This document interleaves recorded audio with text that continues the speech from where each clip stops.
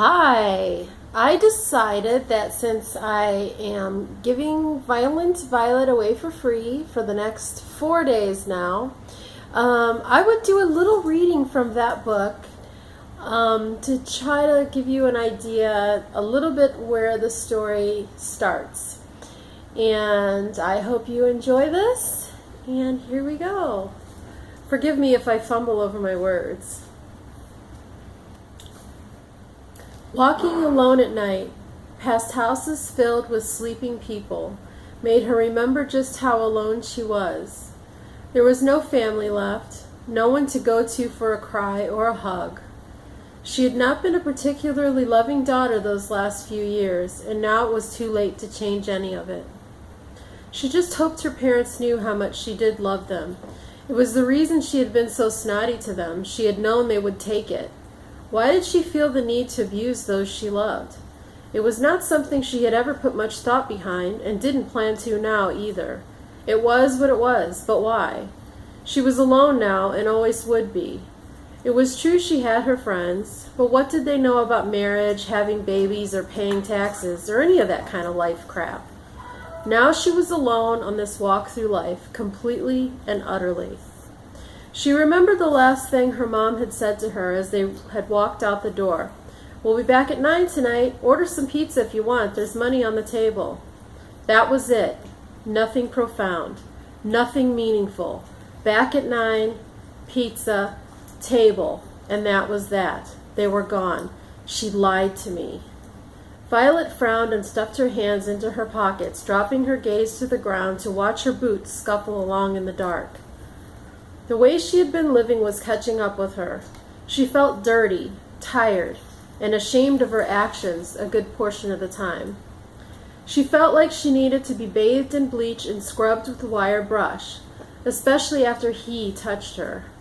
Maybe that's why she built up the walls around herself. Who cares? It doesn't matter. Tears fell from her swollen eyes, making stinging trails down her raw cheeks. She had been crying without knowing it for nearly an hour now. Her pace quickened. She walked faster, trying to propel herself home more quickly. She needed to be home right now for some reason, had to get home. She felt as though she was running from something hidden in the darkness, something that never seemed to be far away, always unseen, but always there just the same. At least at home she could escape to the somewhat loving arms of her boyfriend, even if he had no idea how to comfort her, or even cared to know how to comfort her. Small whimpers escaped, and she tried forcing them back down her clenched throat. She hated the way her face contorted when she cried, all scrunched and twisted like an aching Charlie horse. "I should be tough. I need to get over this." Her hand covered her mouth, trying again to force the sounds to be silent, trying to restrain her emotions within her throat where they came from, deep into her stomach where they could fester in snarling knots as she put a happy face on for her friends. Like she ever wore a happy face. More like a cynical face, but at least it was a distraction from her personal tragedy. Her hand pressed on the top of the other, as if the first hand needed the support of the second in order to carry out the task. "Stop it," she growled, behind the wall of fingers and clenched teeth. "Stop it now." Suddenly an eruption of noise came piercing through the night, stopping her abruptly in her tracks and pulling her out of her own mire of emotion. Sucking in a deep breath and holding it as her eyes scanned the darkness, her staccato breath sucked in quickly, silencing her whimpering. Alert, hair on end, she felt something out there in all that blackness. Dogs. 3 dogs. 3 large dogs. They barked from behind the fenced yard. They rushed the barrier towards her, growling and snapping their glowing white teeth.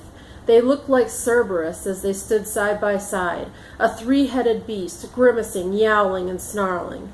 They would tear her flesh off had they not been trapped behind that metal fence. No, something else. Yes, there was something else out there thickening the air with gloom. The dogs were looking past her.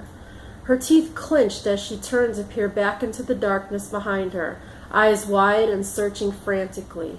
Persephone running from Hades. Again with the mythic imagery. It filled her head as though she were watching it on TV.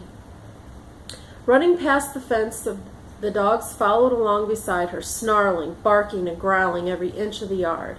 They were fading in the distance, though every bit as loud in her ears as if they were right beside her still. Her legs furiously ran towards her house.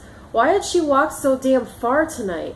Why had she taken a different route from her usual run around the block?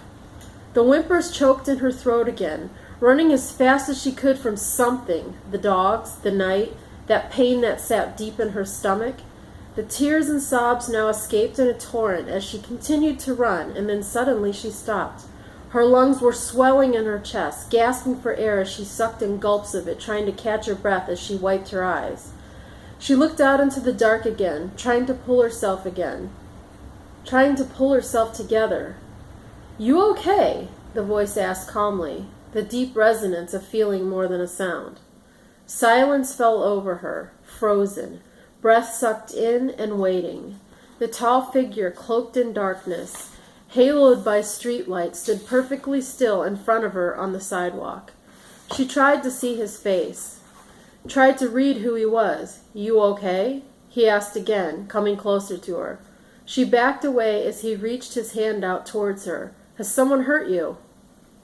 Her breath still had not expelled. Her eyes were wide and cautious. "I'm not going to hurt you," he said calmly, walking closer. He was only 2 or 3 feet away now. She could barely see his face, dark eyes beneath a prominent brow, angular cheekbones, and smooth, full lips attempting to smile at her reassuringly. The way the streetlight landed on his face hid his expression, showing only the hard planes but little else. His eyes were hidden, and thus he was unreadable to her and looked all the more menacing. "You probably shouldn't be walking the streets alone at night." His voice was low and rumbly, but soft, somehow comforting, despite his dark appearance. He towered over her, his face finally visible due to proximity. It looked hard, but also non-threatening, at least non-threatening to her. His hair was thick and very long, pulled back tight at the nape of his neck and trailing down his back. He was dressed all in black, jeans and t-shirt stretched tight over a well-muscled body. He was lean, unbelievably large.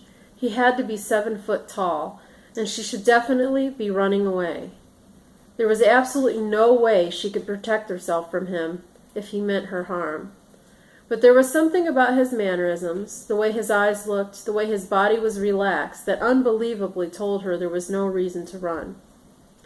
He stood there perfectly still, studying her expression with a look of amused perplexity.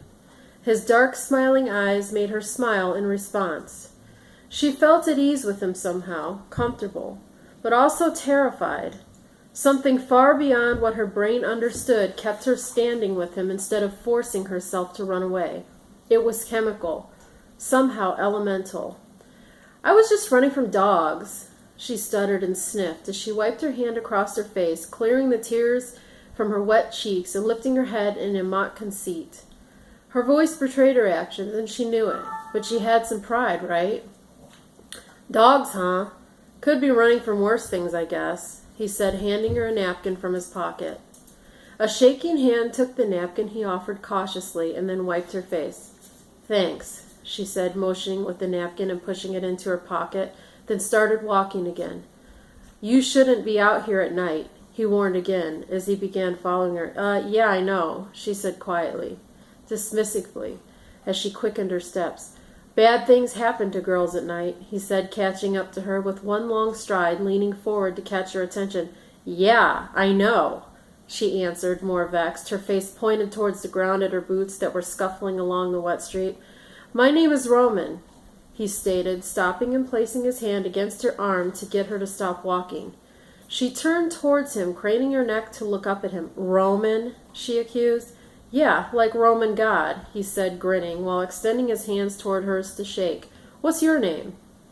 She put her hand in his. The size difference was comical. His fingers were long and slender, his skin warm and rough, the grip powerful. "Violet," she smiled, nervously shaking his hand and then taking her hand back away.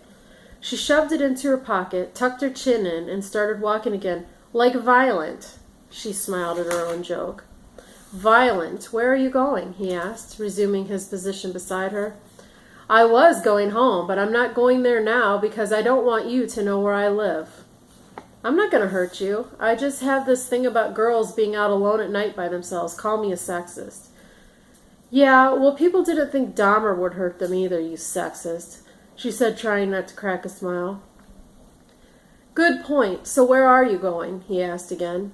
I'm going to circle around this neighborhood until you get bored and leave, she said matter-of-factly as she looked over at him. She tried not to laugh. It was funny to her that anyone would allow her to be this rude without telling her to fuck off. But she was used to saying whatever she wanted to whomever she wanted. Well, I hope you have comfortable shoes on then, he smirked, looking back at her. So what are you doing out so late? Walking? Violet rolled her eyes. Yes, you shouldn't do that by yourself at night. His demeanor was so casual, despite the cavernous tone of voice and threatening appearance. Yes, we already established that, remember? She said, looking over at him again. She couldn't look for more than a few seconds at a time. Making eye contact with strangers wasn't her strong suit, especially not strangers this peculiar. Why were you crying? He asked, his expression sober. I know you aren't that afraid of dogs. How would you know that? Maybe I was mauled as a child. I don't believe that to be true. I don't see any disfigurement. Besides, they're in a fenced yard. I walk by these dogs every day. So why were you crying? She looked down at the pavement, not really wanting to take herself back to that place. And how the hell had she not seen him before if he walked by those dogs every day? This was a small town. There was no way she wouldn't know if he had moved in. He wasn't exactly inconspicuous. In fact, he was quite the opposite for a number of reasons, not the least of which being how stunning he was. All right, you don't have to tell me, she giggled to herself. He looked at her quizzically, oblivious to the reason his comment would be so funny. Sorry for being so vague, she said, looking over at him, flattening her expression. You on the run from the law? He asked. Yep, that's me. I'm a fugitive. Please don't turn me in. I won't unless you're pulling a Dahmer or something. Oh, wait, this was part of your evil plan, wasn't it? You pull your scared little girl routine to lure me back to your house so you can eat me. I figured you out. You got me. I'm all about luring huge men back to my house and cooking them alive. Sounds like a good time. She didn't say anything, just kept walking. They continued for several blocks, neither of them saying a word. It was comforting having him near. It was nice hearing the sound of someone else breathing, walking, feet shuffling on pavement. Lord knows Mark would never walk with her. She stopped and turned towards him, then looked up at him and back towards her house. I'm home, she said, opening the gate to her backyard. You said you weren't going to come back here. Yeah, well, I say a lot of things I don't mean. She bit her bottom lip and walked into her yard. You coming? She offered, looking back at him. Nah, I better get home. Besides, I don't feel like being cooked alive tonight. He pushed the gate closed. She turned and walked back towards him. Seriously, you can come in. My friends are still up. I won't kill you, I promise. Yes, but you say a lot of things you don't mean, he repeated with a grin and a wink. I'm going to go home. It's pretty late. Okay, suit yourself. She shrugged her shoulders and started to walk back up the sidewalk towards the back door. Just answer one question for me, Violet. It was the first time he had spoken her name. It sounded somehow intimate hearing it on his tongue. She turned and looked back at him. What were you crying about? She looked down at the pavement, running her foot over the sidewalk, creating a soft grating sound and a trail of tiny bubbles as she contemplated whether or not she wanted to reveal herself to this stranger.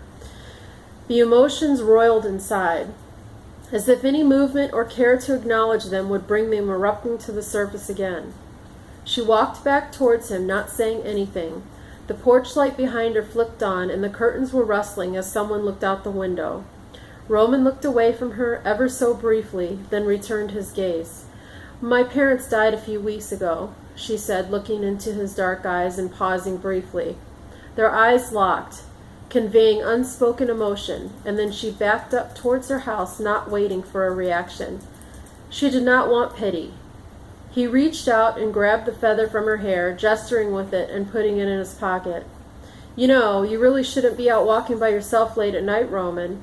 She smiled sadly as the door opened and a large guy walked out onto the pathway. He glowered at her and then Roman. "Violet, where the fuck have you been?" the guy said, pulling her into the house with his large, meaty hand. She thought he was about to protest, but he hesitated and did nothing. The door closed and the light shut off. He stood there for several moments staring at the house, listening to the gurgling murmur of an argument inside and the loud music and the sound of people partying. The curtain of the door was pulled back slightly, and he saw her face peering out at him. Her eyes were huge and glistening with unshed tears. She looked so sad standing there, desolate, needing something he couldn't discern or understand. She stared for several moments and waved her hand at him, then went back into the house. And that's how Roman and Violet meet, and I'm not a very good reader, so I apologize. But that's just a little preview of the book, and I hope it was moderately entertaining. And if so, please go download the book for free and share links and all that good stuff because it really helps. I will talk to you all again soon. Bye.